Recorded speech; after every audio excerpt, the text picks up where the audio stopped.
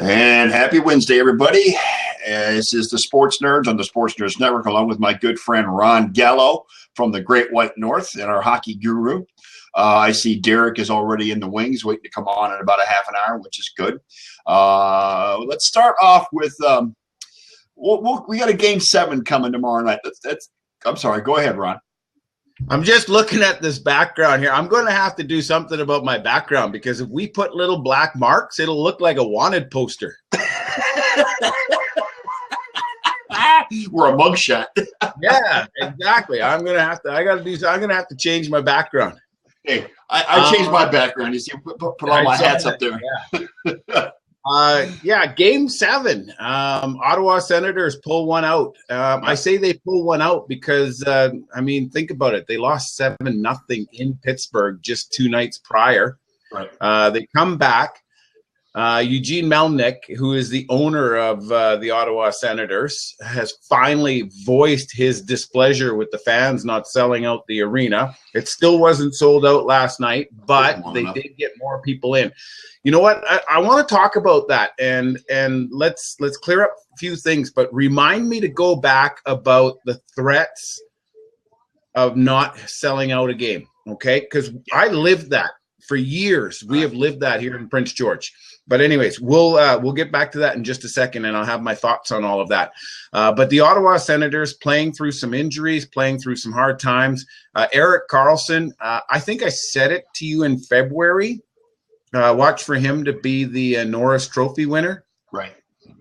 If the Ottawa Senators get through and end up facing Nashville for the Stanley Cup Finals, Erik Karlsson and Pekka Rinne are my 2 picks for the Conn Smythe Trophy. It's happened in the past. Don't know if it'll happen this year, but it's very rare when the losing team of the Stanley Cup Finals wins the Conn Smythe Trophy, but it has happened. So certainly it would come down to who ends up winning the Stanley Cup championship itself. We still got one very important game to get through, and that game is going to be played tomorrow night in Pittsburgh, 8 o'clock Eastern, 5 o'clock here on the Pacific Coast. This game, again, it's the reason why we play the game on the sheet of ice and not on the sheet of paper. But when you look at it, the Pittsburgh Penguins should be the odds-on favorite. The last time they played in Pittsburgh, they won 7-0. It's the reason why you want home ice advantage in that 7th and final game. But don't discount the Ottawa Senators. To rally back from a 7-0 loss is huge. It's huge. It's demoralizing to realize that you're going to be going back home facing elimination on your home ice after losing 7-0 to the defending Stanley Cup champions. And really, they've only been able to bring back 2, maybe 3 injured players off of their very long injury list.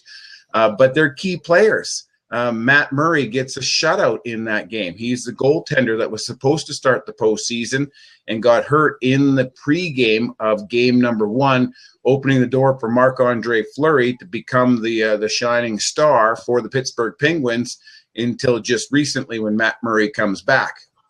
I don't think Mike Johnson's going to make any changes in between the nets, in between the pipes. Excuse me. I think that he's going to stay with Matt Murray, and Marc-Andre Fleury will be on the bench just watching and seeing if he needs to go in. Well, how can you not stay with Murray after the performance he put in the last couple of nights, the last few games? Took Fleury out, and Murray has just been stellar. Absolutely. I mean, think about it. The last 2 games alone, he's only allowed 2 games against, or 2 goals against. So he's only got a 1 goal against average in 2 games because he shut out the Ottawa Senators 7-0, and they only lost 2-1 last night. When you look at the goals, those are Stanley Cup playoff type goals. I don't know if you saw Malkin's goal, but he wins the face-off in the offensive zone. The puck comes back to the point. He ends up battling off. The guy's name is Mike Smith, the defenseman Mike Smith. not once, not twice, but 3 times, including once off the back wall when he had the puck and he brought it out to the low slot just inside the faceoff circle. And I don't know what Mike Smith was thinking, but he ended up giving Malkin the inside edge, and Malkin went in, had 2 shots at it, and was able to pop the rebound. That's a huge goal for Pittsburgh. It's the only one that they scored last night. So you have to question yourself, where is all the rest of the goal scoring? And I think it comes down a little bit to coaching, and give credit where credit is due. You're on home ice, which means that you will get last change. You get to put on the ice who you want against the likes of Malkin, Crosby, Kessel, all of those players that are threats for the Pittsburgh Penguins were neutralized last night and held to just 1 goal. The Ottawa Senators need to find more scoring as well, because now you're going into Pittsburgh where the Penguins are going to have that last change, and I guarantee you that Mike Johnson's going to have the matchups that he wants, and that's going to put a little bit of a strain on the Ottawa Senators. So we'll see what ends up happening. Craig Anderson is standing on his head. He's really playing for his wife, who's battling cancer, and it's hard to say what will happen to Craig Anderson after this season. His focus since probably October, November was all about family and on his wife, and rightfully so. Yeah, but he's had a great playoff run too. So I mean, he's managed to balance the two during the postseason. Once he gets out on ice, it's all about the game and not about the family, which is okay. But he's not totally forgetting about it, I'm sure. But it's a great story about him and his wife. I mean, how she's battled back and she's fighting, and she's putting up a really good fight too. Yeah, absolutely. So, I'm gonna be watching that game tomorrow night with high intent. I hate Pittsburgh with every ounce of blood in my veins, because I'm a Cleveland guy. I can't like anybody in Pittsburgh. I'm in the minority here. I'm rooting for the Senators. I don't care. I don't hate anything. Pittsburgh is bad news to me. On the other front, congratulations to the Nashville Predators on making the Stanley Cup Finals for the first time in its franchise history. They had, I mean, the atmosphere in that building the night before last was just amazingly electric. From the opening puck drop to the last second of that game, that crowd, I mean, they were harassing the Ducks goalie the whole time. They were harassing, it just getting loud. The chants were just amazing. And it reminds me of some Lightning games that I've seen here in Tampa sometimes about how rabid the fans in Nashville are. But they've embraced that team. Nashville's embraced the sport, which is a good thing. It can only be good for hockey. They get the country music stars coming out in droves singing the national anthem every home game. And they have only lost 1 game at home the entire postseason. You can't argue with how good they've been. Yeah, think about that. That's 10 wins out of 11 games on home ice. It goes back to that home ice advantage, but there's probably 7 points that I want to talk to you about with the Nashville Predators. You've touched on a couple of them. Number one, you said that everybody in Nashville is cheering for the Predators. There's one person who's not. The anthem singer for Nashville is pissed. He's absolutely pissed. He has lost his starting gig as the anthem singer to all of these country stars, and he's pissed. It's true. It's true. He has gone on public media, and he has actually denounced the Nashville Predators for bringing in country stars and taking away his job. I'm just like, wow, dude. Okay, Sour number one. Sour grapes much? Like, let's think about this for just a second. Let's just think about this for just a second. If the hockey gods had not decided to smile on the Nashville Predators, they would have had 2 home games this postseason. That's it. They would have been swept by the Chicago Blackhawks, not the other way around. Yeah. So he wouldn't be singing anyways. Anyways, whatever. That's one person who's pissed. I'll leave it there.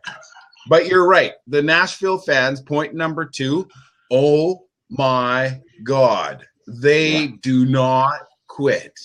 No. Well, they quit once when it was 3-3 on Monday night, but they were standing almost the entire game. They were cheering almost the entire length of the game. It was just like that train. It just would not stop. Okay. Perfect timing. Anyways, they were trying to set a Guinness Book of World Records. I haven't heard if they succeeded for the most decibels inside of an arena.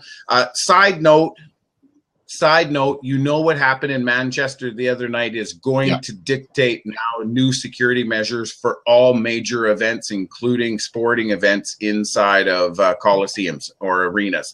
Anyways, side note, I'm just going to say, like, that's going to happen. If you're going to be going to a live sporting event, you should fully expect it to take longer to get in. Anyways, that's point number 2. Point number 3, let's talk a little bit about what's going on with the Nashville Predators. Randy Carlyle is really upset with the NHL. And I mean, does he even have a right to be upset? I don't know. Here he is. He's upset about the how quickly they started this round. He wanted one extra day off, like the Eastern Conference got. The Eastern Conference got one extra day off. He wanted one extra day off, and he's citing that there's too much travel for the Western Conference teams. You were playing a Western Conference team in this Western Conference Finals, so that's out the window. Both those teams have the same amount of travel. In fact, if I'm not mistaken, Anaheim, you started at home, and you lost right away. So anyways, Randy Carlyle is upset with the NHL because of the scheduling. I will say this. It is really weird, but, I mean, get used to it. This is the first night since the playoffs have started that you've got no hockey. Yeah, correct, because there's no game tonight. Tonight would have been – tonight, I mean, there is no Game 7 tonight. Tonight's the first night since the playoffs started. There has been no hockey. There's no basketball either, so it's both are true. It's basically a night off. Okay, So now you have Nashville. Nashville is not crying the blues about the scheduling. Why would they? They won. They won the series, but they had to do the same thing. Now, if anybody should have been a little bit more worried about the travel schedule, it should have been the Nashville Predators, because here they are. They're in the farthest time zone. They're the ones that have to travel because they were the 8th place. They're the 8th seed team. Okay. Anyways, that's just another point. And I mean, maybe it's a little bit of sour grapes, but you know what gets me is how Nashville finds a way to win. They really did snatch victory out of the jaws of defeat on Monday night. They had a 2-0 lead. Then they had a 3-1 lead. And then it was 3-3, and they had a TV timeout. That TV timeout, when it was 3-3, was the only time the Bridgestone Arena was dead quiet. It was dead quiet. The fans were nervous. They didn't know what to do. The PA and the music person, they ended up having to rally the fans in time for the television to come back from break, so that television viewers watching the game would think that there was at least some noise going on and excitement in the building. But you know what's really, really cool is how the Nashville Predators are able to take advantage of just the simplest little opportunity.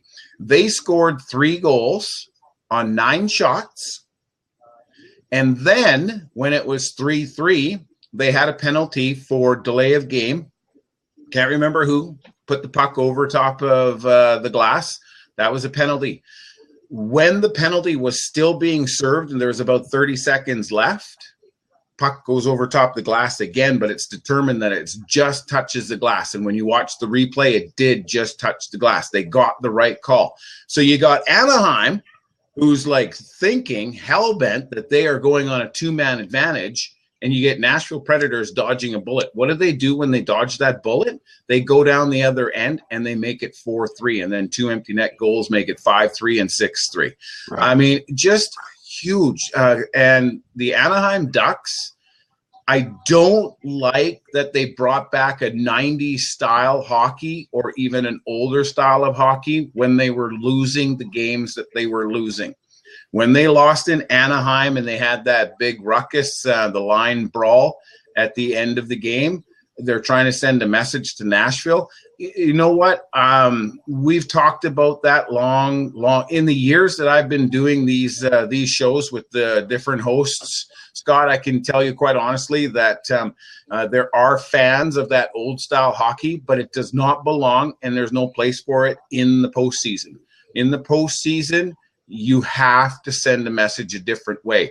There's been some cheap shots. I'm going to give every team out there credit for that, or discredit, if you will. I didn't like seeing Erik Karlsson stapled into the boards last night from behind. It should have been a penalty. Right. I didn't like some of the high sticks that have gone uncalled, and I certainly didn't like what Anaheim did when they were losing the game, and it was done. And they did it in game number 6 to just Nashville just didn't bow to that peer pressure, if you will, and they just skated away. But right. Certainly I don't care for the cheap shot shit. It doesn't belong in the game anymore. No, I agree. I'm as big a fan of the fighting in hockey as anybody else. But if it's going to be a cheap shot, or it's going to be a low blow, or it's going to be something that shows what kind of a punk you are, I'm not in favor of it. I mean, if you stand, if you drop your gloves, stand toe to toe with the guy, and then go at it, but don't be doing cheap shots or on someone's back or slashing their wrist when they're in the middle of trying to break their wrist or trying to trip somebody up in the skate and break their ankle or something like that, smash people on the boards when they're behind and they've clearly got their back to you. That's like there's a penalty in football where you're blocking the back. It's illegal in football. It should be illegal in hockey too. Yeah, absolutely. I'm not sure if I covered 6 points, but one more point that I want to cover from the Nashville Predators advancing to the Stanley Cup Finals for the first time in their franchise history. There's a tweet that's going around, and what it is, it's a tweet that's been recirculated from about 2 years ago when Marc Bergevin said, and this is just following his trade between PK Subban and Shea Weber, but he says, "I wish PK all the best in Nashville." Well, you can just guess why that has been recirculating. There are fans all over the place saying that Bergevin made the trade to bring the Stanley Cup back to Montreal. Well, PK will be marching it through Montreal when he wins it with Nashville and all the rest of it. You know what? Credit to the entire Nashville Predators squad. Let's not get too far ahead of ourselves. You still have either the Ottawa Senators or the Pittsburgh Penguins to contend with. I do believe, and I said this to you before we actually turned on the mic to go live, Scott, if the Ottawa Senators do what I think is the unthinkable and defeat the Pittsburgh Penguins, Nashville is going to win the Stanley Cup. Right. If Pittsburgh gets through in game number 7 and defeats the Ottawa Senators, I think that the Pittsburgh Penguins have that much experience, that much composure, that much poise, that they will take the Stanley Cup from the Nashville Predators, but Nashville will not go easily. They've already proven that they won't be easy. And I think the goalie situation in the two teams is pretty even between Murray and Peckett. I think they're two pretty evenly matched goalies. It's a matter of what the stars and the veterans on each team is going to be able to do. Subban's going to need to be the leader on that Nashville team, and then of course the kid's going to have to be Malkin, or someone's going to step up and be the leader in the finals if that's the case. Either way, I think the Pittsburgh series with Nashville would be a much better series than if Ottawa were to win it myself. But I'm still going to root for Ottawa either way. Ottawa and Nashville play too much of a similar game, but Ottawa is hurting. And I think that Nashville wins against Ottawa. When you look at the players, and you just have to think about it real quickly, you take the goaltenders out because that's the same position. But now talk about the elite players from each team. Crosby, Kessel, Malkin, 3 forwards. Take a look at Nashville. And with Nashville, you start with – my phone's ringing. With Nashville, you start with PK Subban. And then from there, you get Ellis. He's on the blue line. And then you get like players like Forsberg and some of the players up front. So that's what I'm saying. Like, you got to watch out. If you put a defensive team like Nashville and Ottawa together, Ottawa is too hurt. Plus, the defense of Nashville is too strong in comparison to Ottawa's. But you put Nashville against Pittsburgh, and I do think that the defense from the goaltender out, because they've got two. Tell me, I mean, prove me wrong. Who's the backup goaltender for the Nashville Predators? I don't even know. I don't know either. You get Andre Fleury. You got Fleury for Pittsburgh, but he has been torched as of late, which is why Murray is in there now. So who knows? He's been torched, but he's also helped the Pittsburgh Penguins get to the conference final in the East. I agree. Right? With that. Matt Murray's only played in 3 games. Yeah, true. So yeah, I mean, if you think about it, that series is tied at 3. Marc-Andre Fleury lost 2 of those, and Matt Murray has now lost the 3rd one. So I mean, torched, not torched, it doesn't really matter. 7-0 is a torching, but at the end of the day, it just means that Pittsburgh had a game. Yeah, true. Right? They went up 3-2. So the bottom line is that it doesn't matter the final score. In fact, I've heard players say that in the postseason, it's probably better to get blown out. Edmonton got blown out 7-1 by the San Jose Sharks, came back and won the next game. Sometimes it's better to get blown out and just get it over and get it behind you and move on, instead of losing 2-1 in triple overtime. Yeah, true. Right. You wanted to discuss, before we forget, you wanted to discuss the situation in Ottawa and the fans. Yeah, so now here's the deal. When we look at the Ottawa Senators, what I'm hearing, and it bothers me a little bit, is that I'm hearing someone wants to know if there's a ride tonight. There's a ride tonight. You guys want to come for a bike ride tonight? The up on a plane will be right there. Yeah, exactly. Anyways, so Ottawa Senators, we've had players, we've had media, we've had celebrities, quote unquote, pseudo celebrities, and now we've had an owner of the hockey team calling out the fans for not selling out the arena. Okay. What happens when you do that? Like, a lot of people kind of, when they're distanced from it, they're like, well, yeah, they should be supporting that hockey team. I mean, look what that hockey team's done. That hockey team's in the Eastern Conference Final against the defending Stanley Cup champions. Damn rights they should be selling out that arena. I don't disagree with that. That, as an opinion, is fine. But when you start calling them out, what's the only next recourse that you have? You have to threaten the fans. And that's what we went through here in Prince George when we weren't supporting the major junior hockey franchise here, the Prince George Cougars. The ownership kept saying, if the fans aren't going to come out and support the team, we are going to have to move. And the Western Hockey League basically told that team and that ownership, sell or find a way to make it work, but do not threaten them that you're going to be pulling the pin. So the Ottawa Senators is a team that hasn't been around. They're not an original 6 team. They were here, they were gone, they came back, they've been there now for 25 years. So what are you doing? Are you telling the fans that you're going to pull up the carpet and go home? I worry about using that as a tactic. It doesn't work. There's too many things going on in people's lives. You have to make it affordable. You have to make it friendly. You have to make it so people want to attend. If you can't do any of that and the fans don't come out, you can't threaten them, because there's no recourse for threatening them. If you don't come out and support our multi-million-dollar players on the ice, then what? Like, what's the next part of that sentence? I don't know, because you have to find some incentive to get the fans into the building.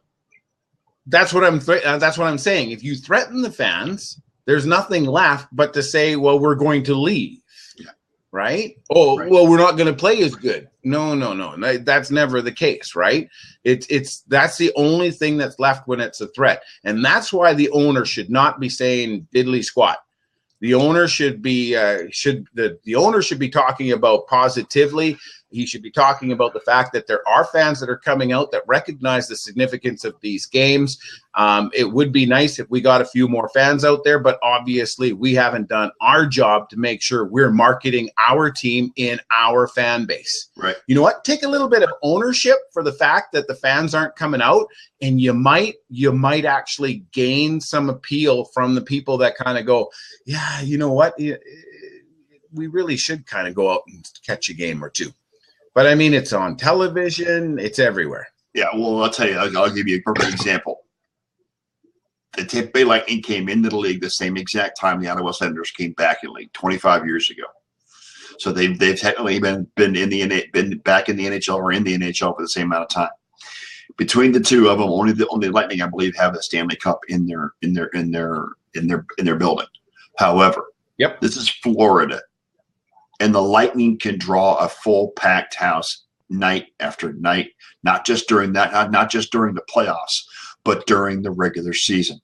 Lightning hockey is hot here in Florida, and if the Ottawa fans don't want to go to their, I mean, it's Canada. Why aren't they going? I don't understand why. Are they that fair weather? Are they that just not interested, or what? I think it's the same problem that you kind of get in Washington with the Washington Capitals. Okay. Yeah. I don't know what the fan base is like in Washington, but I do know that this year is better than previous years. Right. Okay. Yeah. So some fans have bought into the notion, this is in Ottawa. Some of the fans have bought into the notion that the Ottawa Senators are not going to get past. So why am I going to spend my hard-earned dollars? That's not a the reason. other thing. You got to support your team no matter what. Is that you call it fair weather fans. Yeah. Ottawa is the federal the federal capital of Canada. Right. Okay, it's a government base. There is lots of transient people there. No different than Washington, D.C. You get people that fly in, fly out. Some call it home. Some just call it their office. Right. Some of those people that are flying in, flying out are season ticket holders. Some of them are just fair weather fans, plain and simple. They're there for 2 weeks. The Capitals draw real well in D.C. Without question, for the last 3 years, they absolutely have. But you can't tell me without question, without a doubt, that there's Washington Capital fans out there that are going, oh, my God, here we go again. Should we be buying a playoff ticket knowing they're not going to make it through to the second round? Right.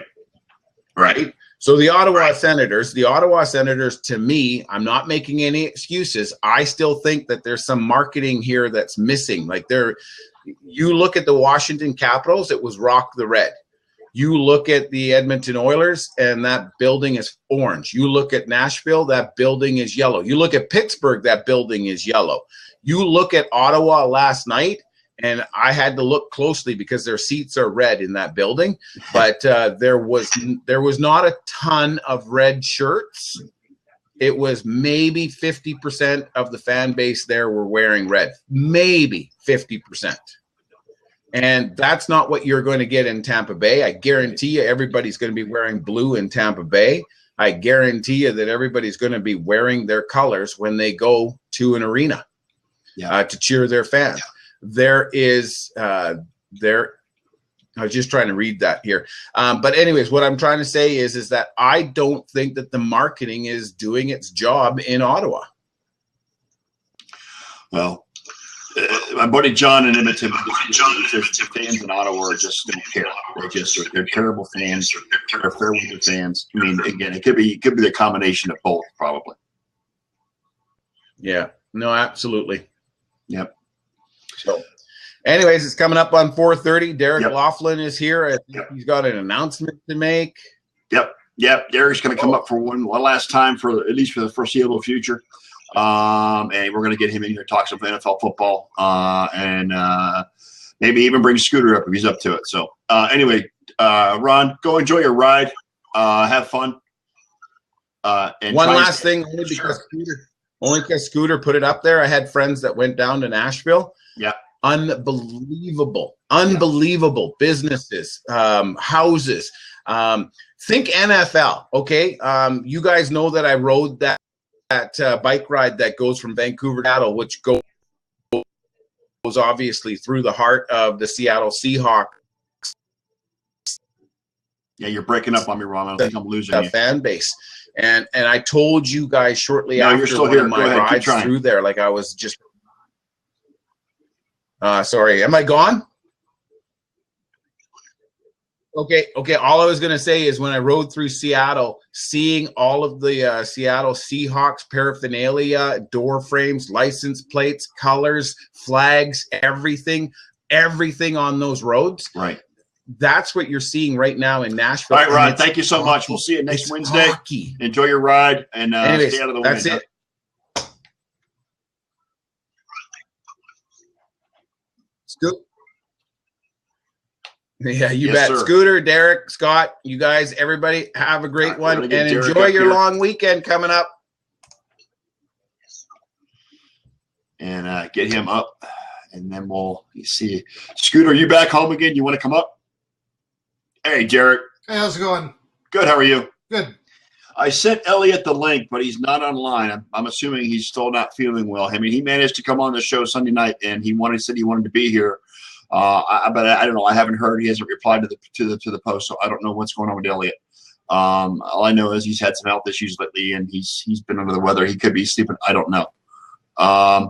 Yeah, and so let's. Ron, what's up? Oh, nothing. I didn't know I was still there. I was just trying to watch. Oh, let me get you out of here, Ron. Sorry about that. All right, let's get Scooter up here too. We'll talk some football. That's. I'm sorry to hear that about E. Just hope he feels better because I know how much he loves doing the show and everything like that. So for him not to be here, he has to be really hurting right now. Okay.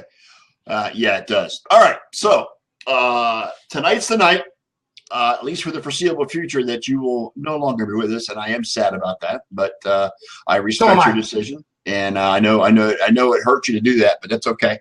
You don't have anything unpacked. All right, Scooter. Okay. We've already gone through all the draft stuff, but there's a lot of shit happening in the NFL this past week. A lot of shit. There was. If you'll excuse the phrase, but yes, there's a lot of stuff going on. It looks like Colin Kaepernick is going to be in Seattle. That's the first thing because he's visited the Seahawks today. It looks like it's going to happen. The NFL came down with some decisions this week as to rule changes. First and foremost, overtime has been shortened to 10 minutes in the regular season. Yeah, I don't like that just because each team has to get one possession unless a touchdown is scored on the first possession. So I think you're going to get a lot more ties because if one team kicks a field goal and the other comes down and kicks a field goal, I don't know if there's going to be enough time to have a third drive if there's only 10 minutes left. So I think you're going to have more ties coming out of this. Not a ton more ties, but more ties. I think so too. And that's going to impact the standings as far as when the playoffs come around, as far as the end of the season and the records are concerned. That's going to impact it a little bit more too, I think. Yeah, go ahead. Well, one thing I was going to say is, I think a lot of people don't realize this, but there used to be a lot of ties in the NFL because if you go back to pre-1974, there was no overtime period. If there was a tie, the game just ended in a tie. So, like, if you look at George Halas for his coaching career, he had 31 ties in 40 years, and I think back in the 1924 season, I'm looking here, he was 6-1-4. Yeah. So the NFL has had an era where they had a lot of ties. They went away from that when they changed the rules so that they have the 15-minute overtime period, and you usually only get one or two a year. But I think it's going to start swinging back where not necessarily a team's going to have 4 ties in a year, but I think you're going to get a team that has 2 ties in a year with this. It's a lot more possible. Yeah, if I remember reading correctly, ever since they made the change to the overtime, at least in the last few years, they've had 26% of all games have gone to overtime and ended up with a tie. That's 26. I think in the last 20 years or something like that is how they're looking at it, or back. It's only been about 26%. So I mean, again, I think it's going to increase the amount of ties as well. A lot of ex-players, including Stephen White, who I follow on Twitter, says get rid of that dual possession rule. If you can't stop somebody, you don't deserve to win, whether it's a field goal or a touchdown or a safety. It doesn't matter. You should just you can't stop them, and they pick a field goal. You're done. That should be it. It should be the end of it. And I think I like that too, because it's just the way it should be. Well, look at how many playoff games have been decided on defensive touchdowns. Al Harris against the for the Packers against the Seahawks. Right. I think that's back in 2003. Darryl Dockett scoring one for the Cardinals in 2008. There have been defensive touchdowns that have won playoff games, and that's what I think it's a little bit different than basketball. In basketball, you can't score unless you have the ball. Right. It's a little bit different in football. You can score on any play, whether it be a special teams play, an offensive play, or a defensive play.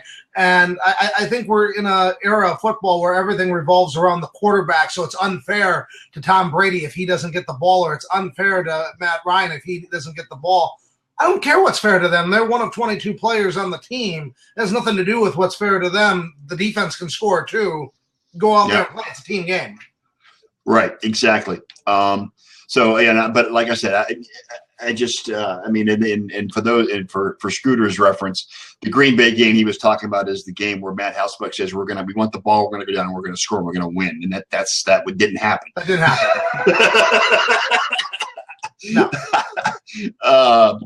The other thing is now this just came across. This is a minor detail, but it's kind of funny because hang on, where is it? The Browns have hired Ryan Grigson to their personnel office. He's the former GM of Indianapolis, who just so happens to be the man who was in charge when the Browns traded Trent Richardson to Indianapolis for that first-round draft pick. Okay, so they're hiring an idiot for the front office. Okay, so I was just going to bring it up because I thought it was. What's his role going to be there? It says. It just says he's going to be in the front office. It's just a personnel guy, basically.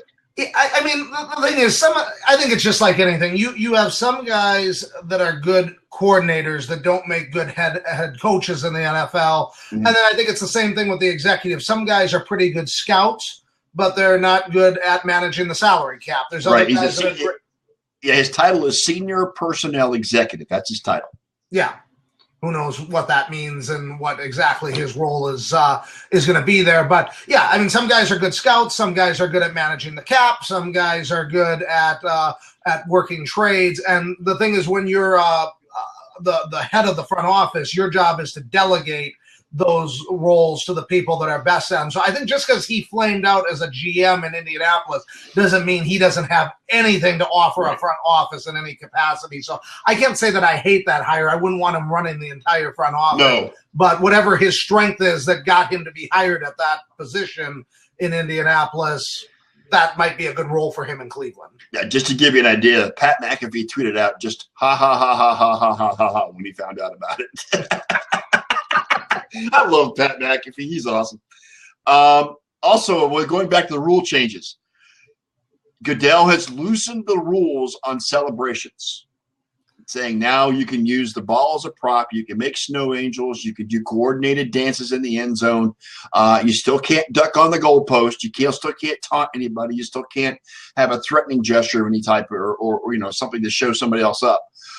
But he is bringing back a little bit of the fun to the NFL, which I think is a good thing as far as I'm concerned. So do I. I was never a big fan of the props, like when Joe Horn had the cell phone stored in the goalpost. I didn't like the planned celebrations, and that kind of tends to be what happened is they relax the rules, people get too creative, and then they scale them back, and then it becomes the no fun league, and then they relax the rules. So I'm all for team celebrations, snow angels, doing things with the football. I love Steve Smith doing CP. Was it Steve Smith that did CPR on the football? Someone did say no. It was Chad Johnson. It was either him or Chad Johnson. Yeah. The river dance was fun. T.O. dancing with the cheerleader and grabbing her pom-poms. That was fun. So at the end, it's a sport and you want to be respectful of the game, but it's also entertainment and fans like to see that. And so I have no problem with them making sure the fans are entertained. Yeah. Patriots added another weapon to their roster today, and I can't find the the link here, unfortunately, as to what it was. There was another receiver. Interesting. I'm not sure about that. I saw Gronk restructured his deal. I don't see that was yesterday, yes, but this happened today, and I think a buddy of mine, Ken Costlow, did it. Let's see. Hang on a second. Hang on. Oh, Andrew Hawkins. They signed Andrew Hawkins. Yes, ex-Brown Hawkins. That's right. Yeah. So they added more speed. I mean, he's not an elite receiver, but he's got speed, and that's what I thought. You know, who's going to stop this offense, Derek? I mean, who? Well, I mean, I don't know. Brady is probably the only person that can stop it, because if he's 40 years old and declines to the point where he can't run it, that would stop it. But if Brady's playing at an elite level, you have a Hall of Fame quarterback. They won the Super Bowl without Gronk last year, and they're getting him back. They added Brandon Cooks. Now, Andrew Hawkins is a slot receiver, and they already have Amendola as a backup and Edelman as the starter. So I don't even know if he's a guarantee to make the roster, right. But if those guys have a tendency to get hurt, this is a guy that can play that slot role very well. They're just loaded with weapons all over the field. Yeah, it's darn scary in my opinion. It's real scary. So what are you seeing? I mean, Brock Osweiler made a statement today. Did you hear what Brock said? I only listen to relevant players. He was asked the question after OTAs today. What makes him think he has a chance to win the starting job in Cleveland? And he says, I think the tape speaks for itself. And they asked him, tape of what? He said the last 2 years. And he was trying to make the point that he does have a chance because of his film over the last couple of years. What film was he watching? I mean, in Denver, he had a couple of good games there, but if he wants to win the job, he better hope that Cleveland does not have any tape of his Houston career, because Cody Kessler is the starter. Hugh has already said it. Cody Kessler is the starter right now. Not that that's a great choice, but he's earned that right to start. I mean, let's be real though. If in the third preseason game Kessler throws 4 picks, and if Osweiler has a great preseason, Osweiler can overtake him. I mean that doesn't mean anything right now. No. It means that he's first on the depth chart in May. Yeah, it's Kessler's job to lose or win, depending on how he performs in training camp and preseason. I agree. So, but. And if he struggles, then it's Kaiser's job to win, because they would want to go with the rookie. They used the second round pick. So, I mean, the only way Osweiler is going to get the job is if Kessler falls on his face and Kaiser isn't ready to play. And unless those two things happen, he's going to be a backup, and he's going to be lucky to make the roster because they can cut him. They have the salary cap room to do it. Yep. So what do you got going on, man? What are you seeing out there? What are you hearing? What do you want to bring up tonight? Anything special? Well, one rule change that you didn't talk about that also happened, that I think is important, is the IR rule change, where they're going to allow you to keep 2 players on that IR PUP list instead of 1, and that's going to be big for some teams. It's going to be big for fantasy, because you're going to get players that are going to get hurt that normally would be on IR that are going to be stashed away and come back later in the year. So that's going to be another thing for fantasy owners to watch. Yeah. And one other thing that I heard, number one, is in the preseason, there's 1 cut time at the end. After the 4th preseason game, you're going to go from 90 to 53 at the end of the preseason. So you get to keep all of your training camp players on the roster until the last preseason game, which actually is a good thing, I think. Because that you can really cement as to, I mean, we're going to see a lot of crappy football because you've got 40 players that aren't going to be on the roster the next day trying to fight for a spot. But that's what that 4th preseason game is for. It's for all those scrubs to get in and try and win a spot on the roster. Yeah, I mean, you figure the average NFL roster, they probably have between 40 and 45 of those roster spots settled before they even get into training camp. There's about 10 roster spots that are up for grabs. Yep. And it's important that those players get as many reps as they can. The other thing is we don't like to see injuries in preseason, but then you make the teams cut the roster from 90 to 75 down and put these players in a position where they have to play in these games. So I'm all for keeping 90 players on the roster. The only people it's going to hurt is if you got a veteran who isn't going to be in the team's plans, and they're not sure if these younger players are going to work out. They now don't have any disincentive to hold on to them, and so some of these veterans might stay with a dead-end team for a little longer than they normally would. But all in all, I think it's a good development. It gives the teams more time to evaluate these players and for them to show in practice that they can make the roster. Yeah. One more thing is the news was also announced this week that because of construction issues in LA, Super Bowl 55 will now be in Tampa, and LA gets 56 because of the construction issues out in LA. Yeah, Nick and I talked about this on the Ghost Ship that we recorded today, and it's a big deal because that Coliseum is falling apart. They didn't even think that could house an NFL team for 3 years. Now they're going to have to be there for 4. They don't even have concession stands in there where they can cook things other than nachos and hot dogs. Right. It's not a good experience for the fans. And then you got a team that's 4-12, and the longer they stay there and they're not relevant in a bad stadium, the longer that fans have to lose interest in the team, and they're not going to get that big bang when they get the new stadium. So it's bad for the Rams, and it's bad for the Chargers because they're playing in a soccer stadium that holds 30,000 people. That's going to be really bad for them to play in a 30,000 stadium for 3 years. Exactly, it will be. Yeah, it's going to hurt both teams because they didn't predict the rainfall they had the last few months, and that put construction time set it back. Go figure. I mean, you can't predict the weather. I understand that, but really, it's going to set you back a whole year. So who knows? But it's good for Tampa.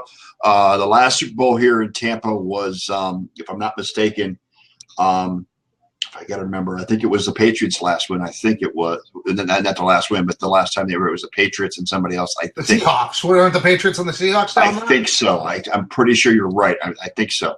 It's either them or the Giants. I can't remember which one.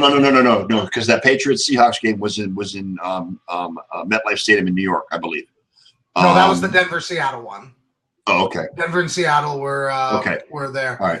It was either that second Giants-Patriots one or it was the Seahawks and the Patriots. I can't remember which one, but yeah. And they've always had a good show. One of the best Super Bowls in the history of the NFL was there, that Giants-Bills one back in Super Bowl 25. And I believe the Raiders blew out Washington in the Super Bowl down there. That's in the old Tampa, in the old Sunboro they did. And then the first one in the new stadium was, of course, Baltimore beating the Giants. That was in 2000. And then there was one more after that. So, but a third Super Bowl for that stadium. It's pretty good for the lifespan of a stadium. Because the Buccaneers Stadium is going to be 20 years old here next year. Because they opened it in 97 or 98 is when they opened it. Yeah. And so it'll be 20 years old next year. But they get a Super Bowl in 2021, which is not a bad deal. It's always a good time in Tampa when they have a Super Bowl. So it's good for the city. It's going to bring a lot of money into the city and help that local infrastructure. So that's a good thing. Absolutely. Let's see what else. What else is going on? Oh, Ezekiel Elliott was in a car accident yesterday.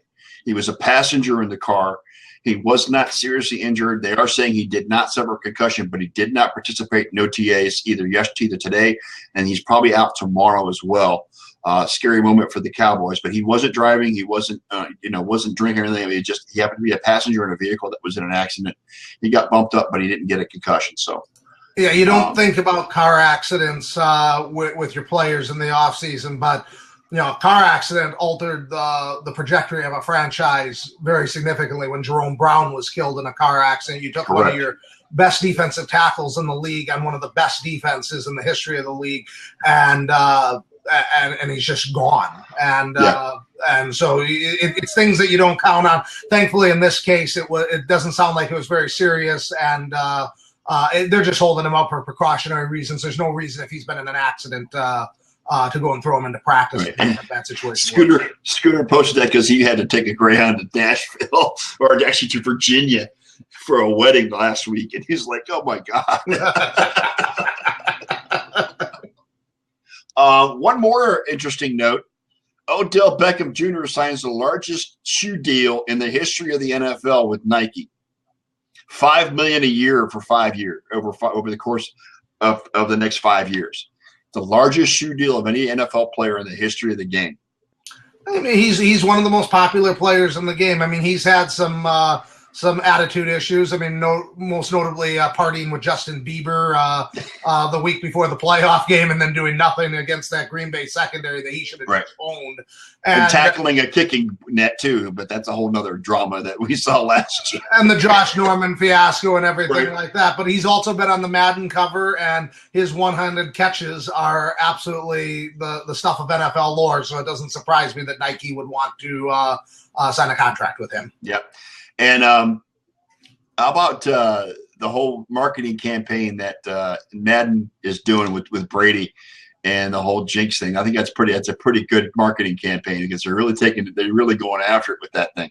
Yeah, it's definitely creative, and I don't know, that Madden curse. I feel like has kind of died out. I mean, you've had some players early on that didn't do well, but in the last few years, you've had plenty of players that have had successful seasons with it. It's one of those things that's a curse until it isn't, and then once somebody has a bad year, then it's a curse again.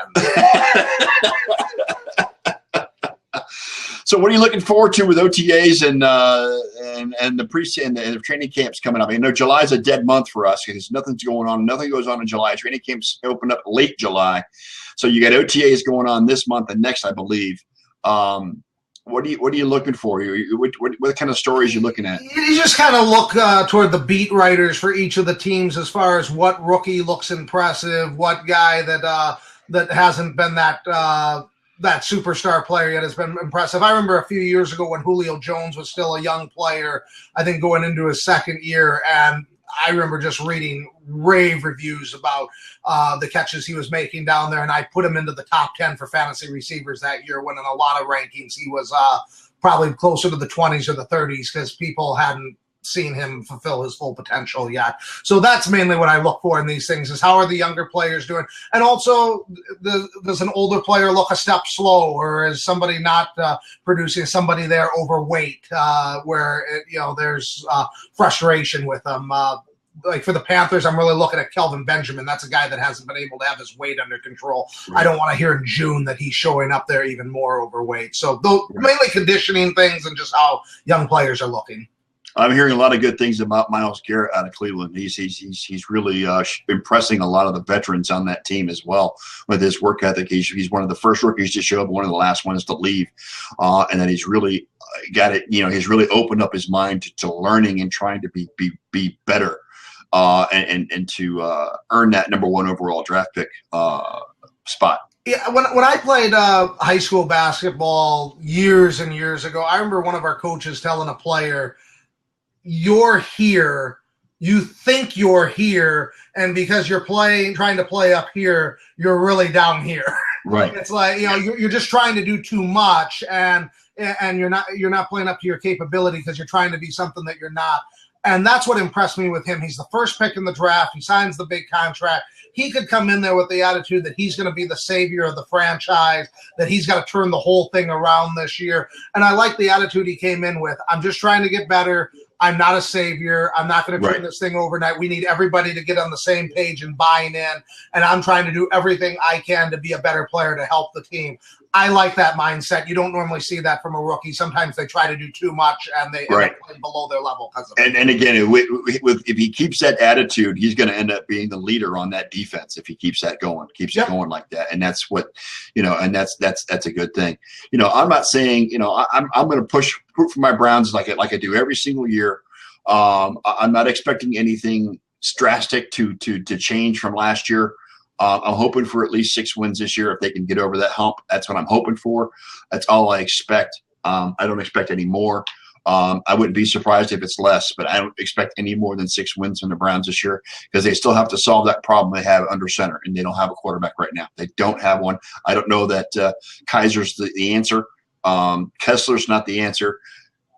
Osweiler is certainly not the answer. So I don't know. I mean, until they get that quarterback situation figured out and fixed, I'm not hoping for any miracles next season. You know who is the answer, though? It's not Johnny Manziel either. Nicholas Lord. Oh, God. He's in our chat room here. I told him to come on for the last episode. So it says he's there. Let's see if he wants to come up. We'll get him on, too, as fantasy football maniacs right off into the sunset on the Sports Nerds Network. I invited him. Let's see if he comes in. Maybe not. Maybe. He hasn't responded, so we'll see. We'll see. I told him to try to get in here if he could tonight. So he's been running some errands, but he tried to get back. So as far as what else we could talk about, I have a new article about 10 breakout players that we just published today on the website. I also have updated rankings, semi-updated. I think the last couple of days of roster moves aren't updated on there, but I do have roster rankings that incorporate all the rookies into that too. So we could let's do that rankings, or we could do that. Let's do that. Article. Let's do that. Let's look at the rankings. All right, I'll put those in the chat page in case anybody wants to look at them. Okay.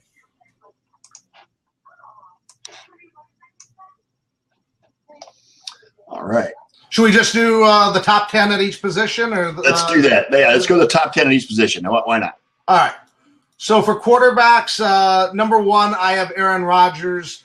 He's basically been a guarantee to be a top 2, top 3 fantasy quarterback every year. He's still in his prime years, so they haven't really lost that much on offense, and they've added a bunch of running backs. So I think he's going to be in for another fantastic year. Yeah, I agree. Number 2, Matt Ryan. They have some challenges this year, mainly because with Shanahan being in San Francisco, they have Steve Sarkisian, who's had a lot of success in college, but also had his own personal issues in college, battled alcohol addiction.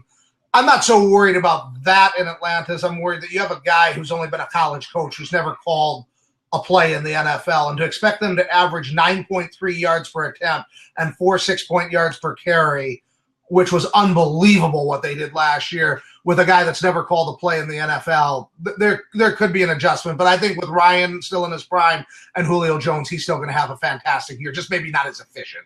I think it'll drop off a little bit. He's not going to have an MVP. I don't think he'll have an MVP season like he did last year. But you know, he'll. Which one is he going to get on here with? Looks like he's in here twice now, Derek.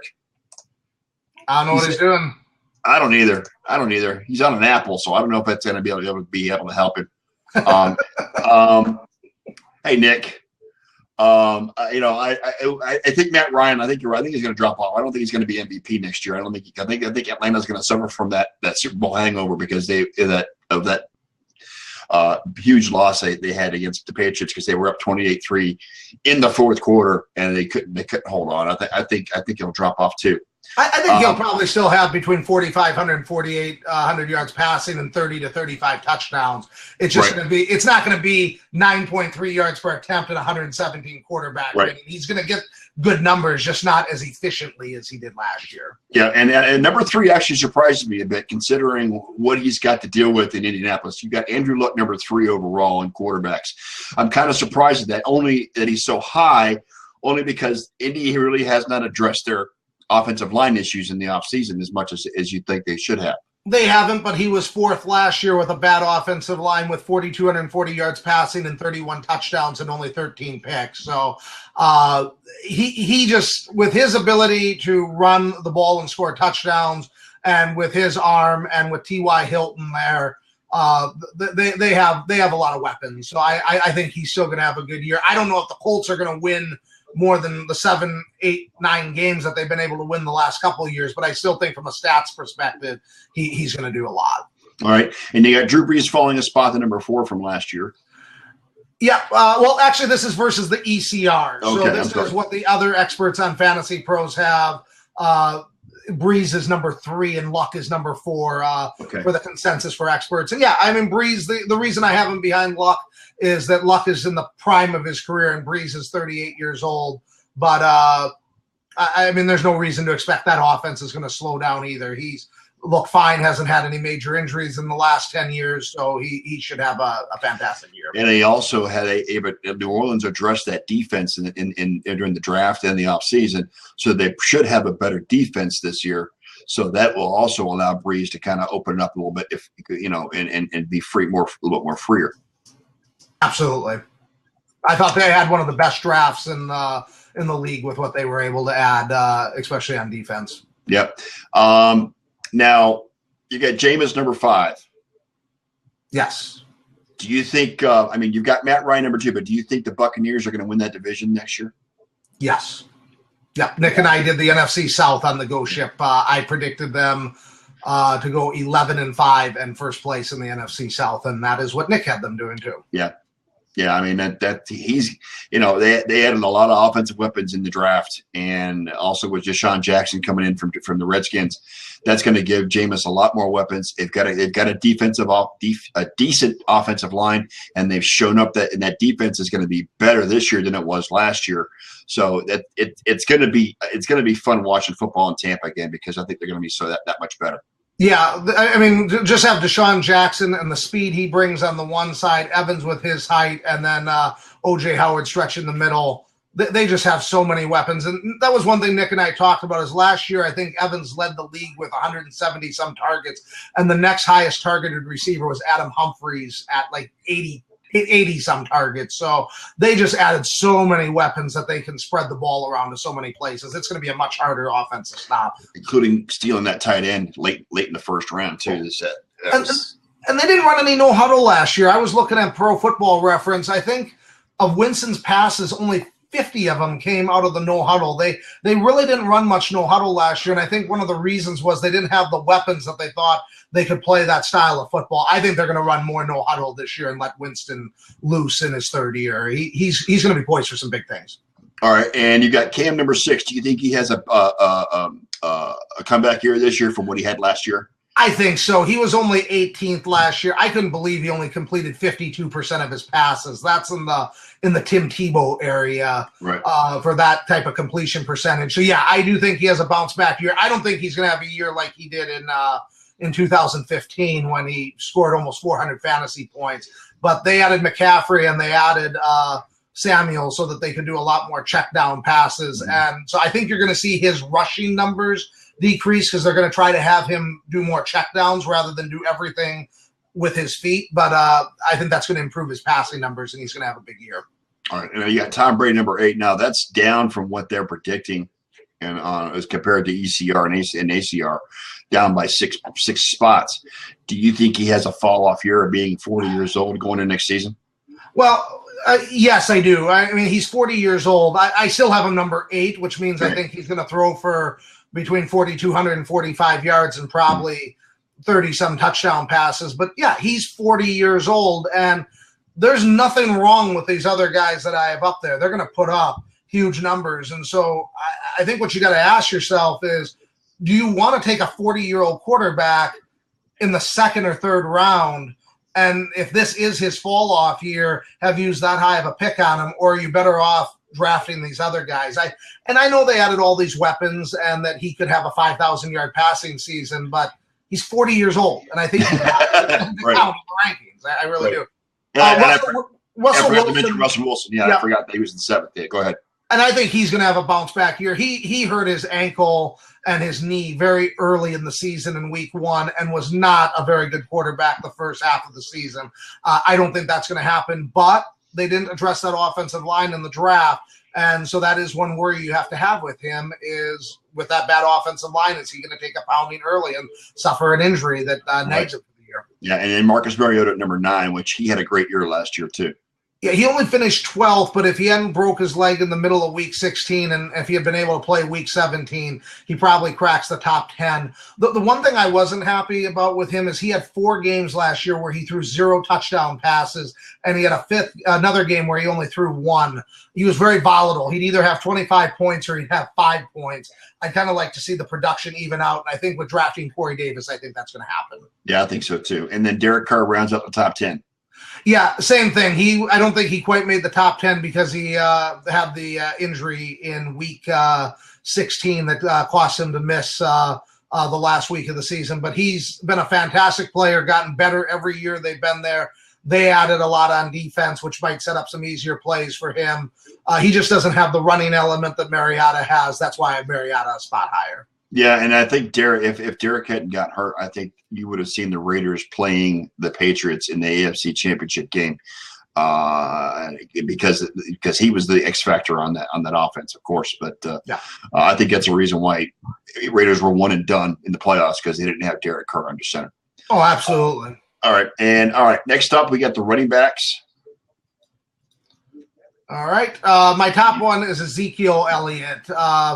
I think these top three, you could really rank them in any order. I don't think you can go wrong with Ezekiel Elliott, David Johnson, and Le'Veon Bell. I just put Elliott number one because he had such a good season last year, almost 2,000 yards from scrimmage and double-digit touchdowns. He's going to be a year older, more comfortable in the NFL. He plays behind the best offensive line in the league, so that's why I have him in that top spot. And then David Johnson, number two. Yeah, very fortunate that he escaped that serious injury in week 17. He should be fine. I worry about usage with him, though. They are talking about 30 touches per game for him. I don't necessarily think that helps him from a fantasy perspective. I think that invites injury and invites him wearing down in the second half of the season. They need to keep him around 20 to 23 touches and kind of use him like they did last year. Yeah, and then, of course, Le'Veon Bell, the perennial All-Pro from Pittsburgh. You can't go wrong. Like I said, these three guys, you could flip-flop them into any position in the top three, and you wouldn't be wrong. Yeah, and the same thing with him. He averaged 25 touches a game the last 8 games of the year, and then he broke down in the playoffs and suffered the injury in the AFC Championship game. He has not been healthy in their last game for the last 3 years. So, again, they would be much better off giving him 18 to 20 touches a game, finding a running back to spell him a little bit. That's still going to keep him as a running back one, but it's going to keep him fresh so that he's dominant down the stretch. Yep. Melvin Gordon, number 4 for San Diego. Yeah, they added the 2 guards in the draft, which I think is going to pay huge dividends for him. And he looked a lot better as a touchdown scorer last year and a dynamic runner. I think he's just going to continue to improve. And Devontae Freeman, the one of the two-headed monsters in Atlanta, along with Tevin Coleman.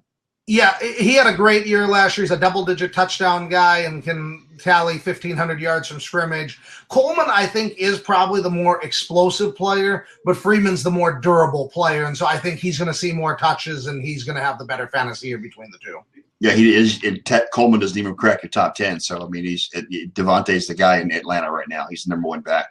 I have Coleman 17th as a low running back, too, just because he had double-digit touchdown plays last year. He's a dynamic player. Yep. All right, number 6, LaShawn McCoy. He's 29 years old and he's approaching 2,000 carries, but he's not quite there yet. I think decline is something we're going to have to worry about with him, but it's probably not going to be till 2018 or 2019. With Gillislee being in New England, he's gonna see the bulk of the goal line work and the bulk of the touches. He should have a huge year. Yep. Now, this surprised me a little bit. Number 7, you get Jay Ajayi in Miami as number 7. Yeah, I mean, I'm hoping that he'll be a little more consistent this year. I mean, if you look at him last year, he was the 11th ranked fantasy back, and he had 3 200-yard games, but he finished the year with 1,272 yards. So he needs to spread out that production a little bit so it isn't all coming in just a handful of games. But that was also his first year starting last year, and he looked dynamic at times. So I think he's still going to be a running back one. Gase has done very well with running backs in his career, so I still look for him to do big things. And then, of course, your favorite, Jordan Howard in Chicago. He's the only good player in Chicago that's probably left out there. Yeah, with Trubisky and Glennon there, it's going to be a rebuilding year. They don't have a ton of receivers. He's going to see a lot of 7 and 8 men in the box, but he saw a lot of that last year and still played good down the stretch. That's why I don't have him as high as these other guys, because he doesn't have a good offense around him, but he's going to see a ton of touches. He kind of got dinged up a little bit, too, last year, too, didn't he? I think he was dinged up for a little bit, but he toward the end of the year, but then he got healthy again and had a pretty good couple of weeks toward the end. And then the only rookie I see on this board, number 9, at Leonard Fournette for Carolina. I'm sorry, Jacksonville. For Jacksonville. Yeah, you don't draft a running back number 4 in the draft to give him the ball 150 to 200 times. I think Coughlin was brought in there to make this team more physical. That's what this draft looks like. If you look at Maroney, he likes to play a smash mouth, no-nonsense style of football. I wouldn't be surprised if Fournette sees 275 to 300 carries. And if he sees that many carries and what he can do by the goal line, I think he could sneak into the running back one conversation. And then rounding at the top 10, a former rushing leader, Mr. DeMarco Murray out of Tennessee. Yeah, you got to handcuff him with Derek Henry if you're going to draft him, but that's kind of why I like him at number 10. I think the Tennessee running game behind that line is going to be dynamic. He's the lead back to start off the season, so that's the guy you're going to want to draft higher. Just make sure you add Henry because Murray could get dinged up now that he's a little older. And Henry looked good at times last year. He could see a bigger role. So, but Murray is definitely draftable because of the quality of his handcuff. Yeah, you don't think Henry overtakes him as the starting running back in Tennessee this year? Not this year. I think it'll probably be 2018, but it's going to be close. Okay. Murray's a guy that I'm kind of on the fence. It kind of reminds me of Priest Holmes at the end of his career when you knew what Larry Johnson could do, but the Tennessee line is so good that you want to be invested in the running back, and I can't justify ranking Henry ahead of Murray when Murray's on the depth chart at the top and with the year he had last year. Gotcha. All right. And moving on to wide receiver, top 10 of that. I mean, you can pretty much flip flop all 10 of these guys based on skill set. But you got Antonio Brown once again at number 1 overall. Why would you not? Why not? I mean, you could, again, him and Odell, you could put in 1 or 2 either way. So yeah, I don't disagree with that. I like Brown's quarterback a little more. I think Big Ben was a little bit better than Eli Manning last year. You gotta wonder though. With Brown, he's in a contract year this year, and they could franchise tag him. But it is amazing how star players in their contract year can sometimes shine because they can see that payday around the corner. So I think Brown is going to be focused and is going to have a big year. And Odell number 2.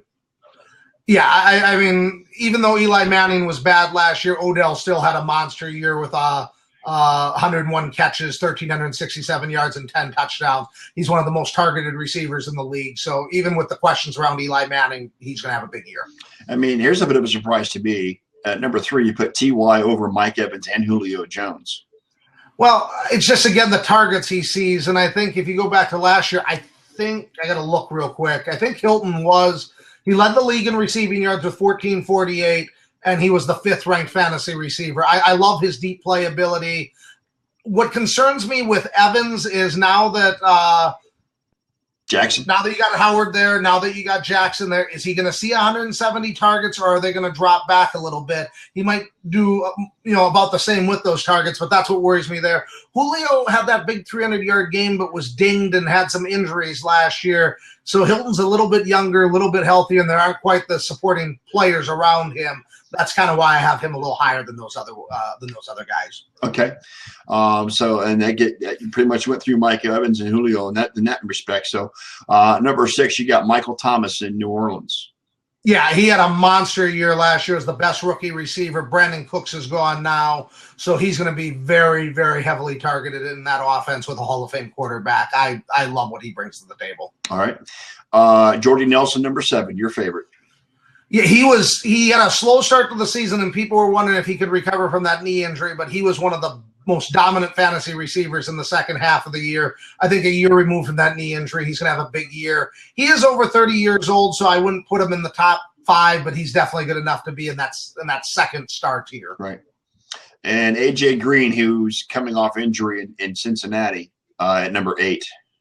Yeah, he missed the last 6 games of the year. That Cincinnati offense wasn't right because when he was healthy, Eifert wasn't healthy, and then when Eifert came back, Green went down. You had John Ross and Taj Boyd look good as a rookie. Dixon is now in the backfield with Hill and Bernard. This has the makings of a really good offense, and I think Green's going to be the star player in that from the receiver spot. Yeah, the only question to say is can the defense stop anybody? They couldn't stop anybody 2 years ago. They couldn't stop anybody the last year.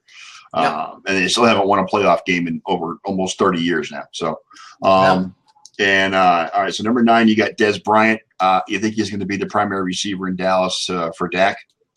Yes, definitely. And I think you saw that in the first half of the season. They were a little more conservative, didn't go downfield. He was targeting Cole Beasley quite a bit as a drop-off option, Jason Witten as a drop-off option. And as he became more comfortable, he started going downfield toward Dez. So I think you're going to see that happen much earlier in the season, and Dez will return to wide receiver. Yeah, I saw that they had a little bit of growing pains because Dak was a new quarterback, and he didn't have the rapport with Dez in the beginning of the season. But as the season rolled on, that rapport and that connection seemed to get tighter and tighter and tighter, and he was more comfortable throwing to Dez in tight situations and going for those long passes. I agree. I think Dez will be the star.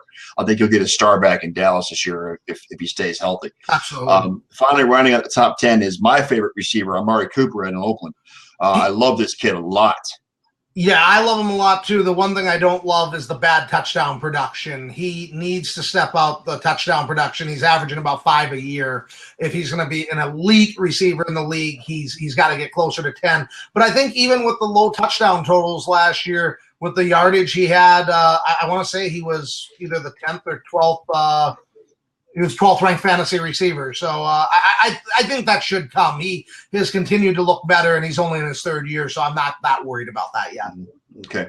I'm just taking a peek down there in the next 5. You got Cooks number 11, Doug Baldwin number 12, Allen Robinson in Jacksonville. Do you think Bortles gets that much better, that Robinson's going to get more targets, or is it just Well, I mean, if you go back to 15, I think Robinson was the 4th rated fantasy receiver that year. He had a monster year with 14 touchdowns.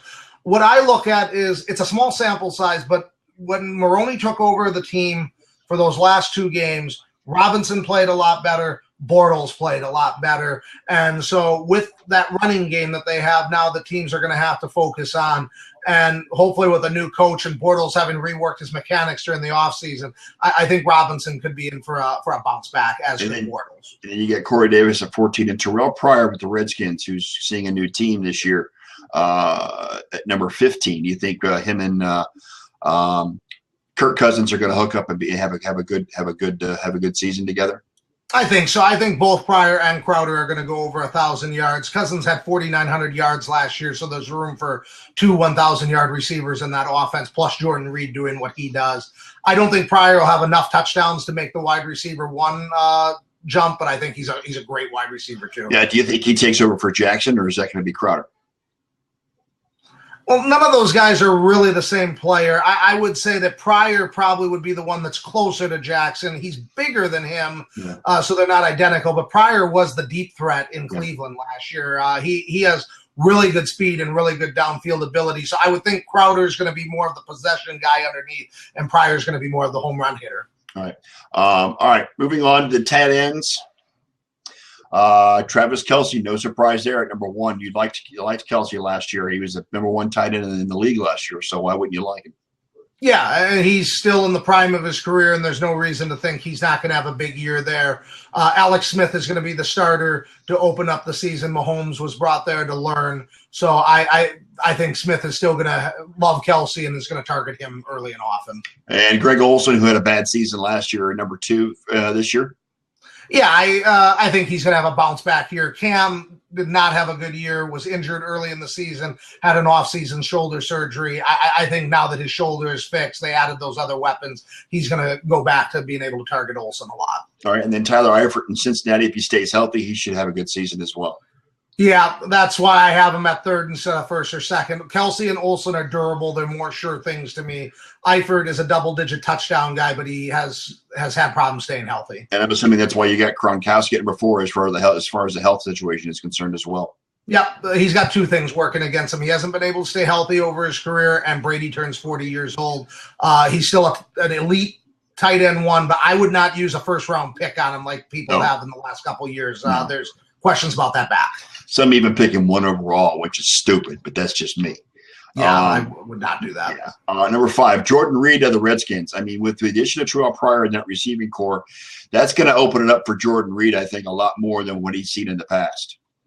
Same thing with him. Can he stay healthy? Yeah. It's amazing with these tight ends in the top tier. That's why Eifert, Gronk, and Reed, I'd probably have them 1, 2, and 3 over Kelce and Olsen if I knew they could stay healthy. Kelce and Olsen have shown they can. These other 3, they're dinged all the time, and so that's why I have them a little lower. All right. Number 6, Hunter Henry, who had a good season, a really good season with the Chargers until he got hurt last year. Somebody, spanning and spreading out the plays with Antonio Gates out there. With Gates being a year older, that's going to open up a lot more opportunities for Hunter Henry, in my opinion, as well. I liked Hunter Henry a lot last year. Yeah, so do I. And last year it seemed like it was Gates as the starter and Henry fitting in where he could fit in. I think it's going to be different this year. I think Henry's going to be the starter. They'll use Gates in some 2 tight end sets and around the goal line because he's able to score touchdowns. But Hunter Henry should be the starter this year. Kyle Rudolph at number 7 out of Minnesota. I mean, Bradford doesn't have a strong arm, and Rudolph has a good red zone presence. And I think Rudolph was the 3rd-ranked fantasy tight end last year. Yes, he was 3rd-ranked fantasy tight end in standard league. So that's I think some of these other guys being healthy are going to be able to surpass him. I'd rather have a Gronk than a Rudolph because of the upside that Gronk brings. But Rudolph, with what he does in the red zone, pretty safe tight end 1, I think. Yep. And then Jimmy Graham, number 8 with Seattle. He had a good season last year. And again, you and I were both surprised at how well Seattle used him in the tight end slot because historically Seattle was not a tight end team, but they found a way to fit Jimmy Graham into that offense, and he had a good season last year.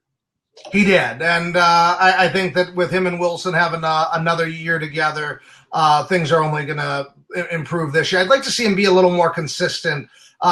Which is the same problem with Rudolph, which is why I have them down here. One game they'd go for 6 catches for 100 yards and 2 touchdowns, and the next game they'd have 1 catch for 5 yards. I kind of like to see them get a little more consistent, but they're both tight end 1s, really good talents. Yep, and then their only rookie again in this list is O.J. Howard for Tampa Bay, who the Buccaneers stole at the end of the first round this year. I want to see what he does in the preseason. This is a guy I'll be paying attention to in the OTAs, a guy that I'll be paying attention to in the preseason. If he looks good, and I'm hearing good things out of there, I could see him bumping up a few more spots. Winston's a very good quarterback. He's going to see a ton of targets and not a ton of double teams with Deshaun Jackson and Mike Evans there. So he has the chance to have a special year. Yeah, and look for Jameis Winston to become more of a leader on that team this year too, because he's done a lot of work on that in the offseason and leading up into the OTAs and off the field. He's done a lot to gain a lot of respect from his teammates. Number 10, your new tight end coming from New England to Green Bay, Martellus Bennett. Yeah, he concerns me a little bit. He's on the back end of his career, and last year he had 7 touchdowns, but I think 3 of them came against Cleveland in Brady's first game back. And didn't mean to give me flashbacks to that game. Rub that sucker in, get that salt in there, buddy. but I mean, basically half his touchdown production was in one game, and you would have thought he would have had a bigger role when Gronk was injured, and he just was not very consistent there. But Aaron Rodgers is a great quarterback. They love to use the tight end. They have Lance Kendrick there, so they're going to use some 2 tight end sets. I don't think he's going to be elite tight end 1 at this point in his career, but if he can score 7 to 8 touchdowns, that's going to put him in the low tight end 1 mix. Yep, I agree. We're not going to do defenses. Do you want to do kickers? Not really. Hey, do you want to do the your favorite kicker of all time, Mr. Justin Tucker? You love that guy, man. I do love that guy. He helped me a lot last year. All right, what else you got? You said you had something else on the slate. Do you want to do the breakout players instead of kickers and defenses to close out the show? Let's do the breakout players. Yes. All right, this was just published an hour ago, so nice. It's fresh to the press. So basically, what we do during the off season is to kind of prepare you for your fantasy drafts. We do a lot of top 10 lists. We do overrated players, underrated players, rebound candidates, breakout players, sleeper players, super sleeper players. Just kind of periodically release those in the off season, just to kind of give people some names and what we think of some players. So the first one I did for the off season was breakout players. And my definition of a breakout player, it's not somebody that struggled in 16 like Cam Newton, who's had good years before that just kind of was dinged. It's not a rookie that's never played in the league. It's guys that haven't been in the top 10 at their position that I think are going to break out and have the potential to be star players this year. Okay. Number 1 overall, you got Marcus Mariota. Yeah, and they're in no particular order. I just did the top 3 as quarterbacks, the next 3 as running backs, the next 3 as receivers, and 1 tight end. Okay. So Marcus Mariota was one of my 3 quarterbacks. He was only 12th in fantasy last year. He would have been healthy. If he would have been healthy the whole season, I think he'd have gotten to the top 10. But he had those 4 games with no touchdown passes and another one with just 1. I think with Corey Davis there now, you're going to see a guy that's going to finally get to 4,000 yards passing, 30 passing touchdowns, and have a chance to be in that top tier of quarterbacks. Yep. Jameis Winston, we already talked about him a little bit, so go ahead with him. I mean, he, like I said, he's in that similar situation as Mariota. You are correct. So 13th and 15th in 2016. He's been very playable in fantasy, but he just hasn't quite gotten to that top tier where you'd consider him an elite player that you could just own him and that's it and play him regardless of matchup. With Deshaun Jackson and O.J. Howard there, that might be the case. Yep. And then Carson Wentz, last year's number 2 overall pick for Philadelphia. Yep. Only 24th ranked fantasy quarterback, started off on fire and kind of cooled down, but still a pretty good rookie year. 3,782 yards, 16 touchdowns, and 14 picks is nothing to sneeze at for a rookie. And they added Alshon Jeffrey and Torrey Smith in the passing game.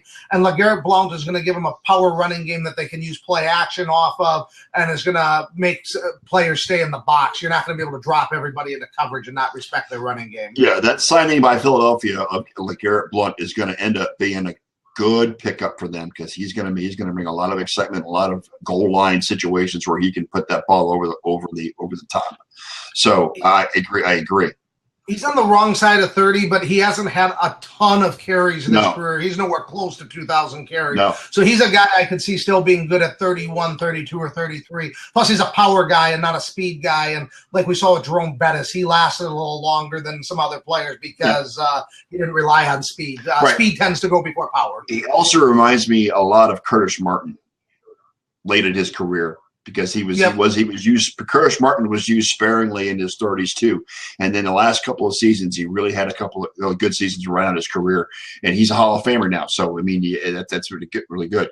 I don't know that Blunt is a Hall of Famer. I'm just saying he reminds you a little bit of Curtis Martin towards the end of his career. Kind of reminds me of John Riggins too, where basically he was just that battering ram that scored touchdowns and wasn't necessarily a high yards per carry guy late in his career in Washington. So, and Philadelphia's got a good offensive line when everybody's healthy. So I think he has. I don't think he's going to have 18 touchdowns like he did last year, but I wouldn't be surprised if he had 10 to 12. That wouldn't shock me at all. All right, moving on to the running backs. You got Mike Gillislee out of New England. Very, very underrated player. He's going to basically assume the LeGarrette Blount role from last year. I don't think they're going to give him the ball close to 300 times, but even if he gets it in the low 200s, I think 1,000 yards and a double-digit touchdowns are very realistic for him with all the weapons they have on offense. So I think he's going to be a high-end running back too. Yeah, because they still got White and Lewis on that team, so he's going to, they're going to probably split the carries between all three of them. He had 8 rushing touchdowns last year, 9 rushing touchdowns backing up LaShawn McCoy. So on a limited number of carries, he saw a lot of touchdowns. So he's a guy that can score from the goal line. They're not going to get the ball to White or Lewis there. And your boy Ty Montgomery in Green Bay, the converted wide receiver. I think so. I mean, I think you got to temper expectations a little bit with him because if the Packers thought he was going to handle 20 to 25 touches, they wouldn't have drafted 3 running backs in this draft. But they cut Christine Michael, so I think that tells you that they were trying to add some depth there more than replace Montgomery. And Packers run a lot of no huddle. They throw the ball as much as anybody in the league, and he's a receiving back. I think he could have that James White, Dion Lewis roll up there, and then also see more rushing attempts than those guys. I think he's a low running back 2, high running back 3 that's going to have a lot of upside. He has a year under his belt playing running back, and I think they're going to be able to use him better, and he's going to be more comfortable there. Yep. Paul Perkins in New York. Yeah, the telling thing to me was they really didn't draft a running back high in the draft, and they didn't bring Rashad Jennings back. He looks like the unquestioned starter. I don't think he's a 1,200-yard, 12-touchdown guy, but I think he can break the 1,000-yard mark and have 5 to 7 scores, especially if Eli Manning has a rebound year. So he's going to be somebody to watch in fantasy. Definitely a running back 3 that has some upside in his second year. Yep, agreed. On to the wide receivers, Jamison Crowder in Washington. Only 67 receptions for 847 yards and 7 touchdowns last year. His problem is he finished the season poorly. He failed to top 40 yards receiving to score a touchdown in his final 4 games. He showed what he could do in that week 7 to 11 stretch when he had 3 100-yard games and had another 88-yard game. And with Jackson gone and Garcon gone, I think Pryor and him are going to be 1A and 1B in that offense with Crowder more possession, Pryor more home run, and he should crack 1,000 yards this year. Yep. Will Fuller out of Houston. Back-to-back 100-yard games to start the season. Really looked like he was going to be a strong player. He had a case of a hamstring injury and playing with Brock Osweiler and later Tom Savage. I think with Deshaun Watson there, if he can show well in OTAs and in training camp where it looks like he's going to be competent, that's good news for Watson. He could sneak into the wide receiver 3 discussion. He's a great value because he's not being drafted anywhere close to that. Right. And Cardinals wide receiver J.J. Nelson. He did look strong to close the season. I agree. But you got a lot of talent in Arizona. So what are you seeing here? Well, he had 4 touchdowns in 4 games last year toward the end of the season. Didn't score one in the last game, but he really came on. Palmer liked him. I'm a little concerned about his size. 5'10" doesn't bother me, but 156 pounds is really small, even for a wide receiver. And then Palmer is turning 38 years old, so I don't think he's a slam dunk wide receiver 3, but he is really a player that came on in the second half of the year, and I think Fitzgerald's going to be the top receiver. He's going to be there on the other side, and with David Johnson in the running game, he's going to see a lot of single coverage, and he's fast. He's too fast for a lot of quarterbacks. He's got a lot of big play potential. Boom bust wide receiver 3 some weeks, I think. Yep. All right. And number 10, finally, you've got tight end Austin Hopper. You misspelled Hooper. Oh, I did. We'll have to get back in. The editing team will have to get back in there and correct that. But yeah, they scored 540 points and gained 6,653 yards last year. But really, they didn't have a dominant tight end. Jacob Tammy was good at times. Hooper had a couple good games. So they have room for the tight end to grow there, and Tony Gonzalez had some big years with Matt Ryan, and Hooper in his second year I think is going to take a step forward. All right, and that brings us to 8:30, and we are done, my friend. We are? Literally, we are done. And I know you probably come back, maybe for a draft show next year if you want to do that.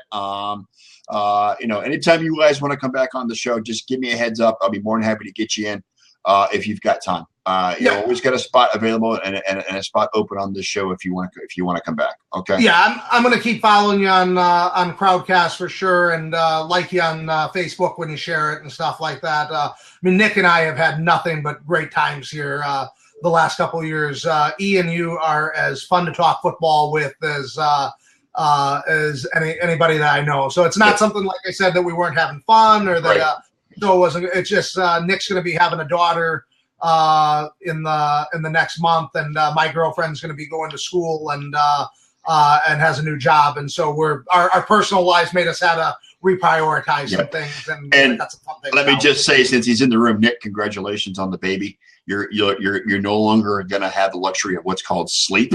You'll never have that again, at least not for the next 18 years anyway.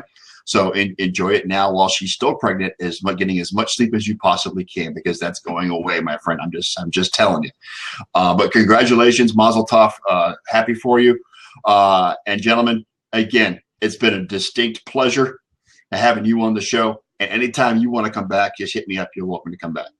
Sounds good. I really appreciate that. All right. That'll do it for us this week. And we will see you guys this weekend on the Sports Nerds, 7:00 Eastern time on Sunday.